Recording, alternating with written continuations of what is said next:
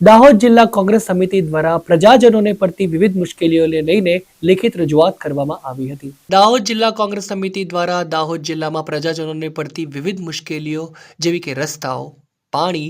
સ્વચ્છતા વગેરે જેવા અનેક કામોની ગ્રામજનો સાથે ચર્ચા વિચારણા કરી આ મામલે સંબંધિત વિભાગોના લેખિત રજૂઆત કરી આ તમામ સમસ્યાઓનું તાત્કાલિક નિરાકરણ લાવવા માટે રજૂઆત કરવાની સાથે સાથે જો રજૂઆતોને ધ્યાનમાં નહીં લેવામાં આવે તો આવનારા દિવસોમાં ગાંધી ચિંધ્યા માર્ગે જવાની ચીમકી પણ દાહોદ જિલ્લા કોંગ્રેસ સમિતિ દ્વારા ઉચ્ચારવામાં આવી હતી।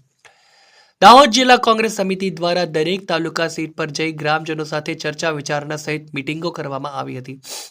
જેમાં ગ્રામજનોના પડતા મુશ્કેલીઓ અને તેઓના પડતર પ્રશ્નો મામલે સ્થળ પર વિચાર વિમર્શ કર્યા બાદ દાહોદ જિલ્લા કોંગ્રેસ સમિતિ દ્વારા તાલુકા પંચાયત, માર્ગ અને મકાન વિભાગ, ટ્રાયબલ, પાણી પુરવઠા વિભાગ, વિદ્યુત વિભાગ વગેરે જેવી સમસ્યાઓને લઈ આ સંબંધિત તંત્રને લેખિત રજૂઆત કરવામાં આવી હતી। ખાસ કરીને ગ્રામજનોને રસ્તાઓની સુવિધાઓના અભાવે અવરજવરમાં ભારે મુશ્કેલીનો સામનો કરવો પડી રહ્યો છે। તે ઉપરાંત ઘણા ગ્રામજનોના ઘરોમાં મીટરો પણ ન હોવાને કારણે તેઓને અંધારામાં રહેવાનો વારો પણ આવી રહ્યો છે।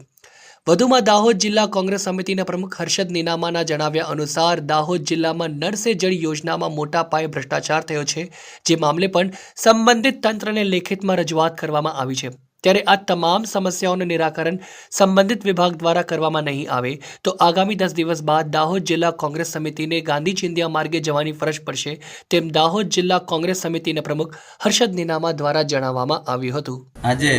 દાહોદ તાલુકા કોંગ્રેસ સમિતિ વતી અમે દરેક તાલુકા સીટમાં જઈ અને મીટિંગ કરી હતી અને ત્યાંના સ્થાનિક લોકોના પ્રશ્નો લઈને આજે રજૂઆત કરવા અમે આવ્યા હતા। તાલુકા પંચાયતમાં રજૂઆત કરી, પીડબ્લ્યુડીમાં રસ્તાઓની રજૂઆત કરી, ટ્રાયબલમાં રજૂઆત કરી,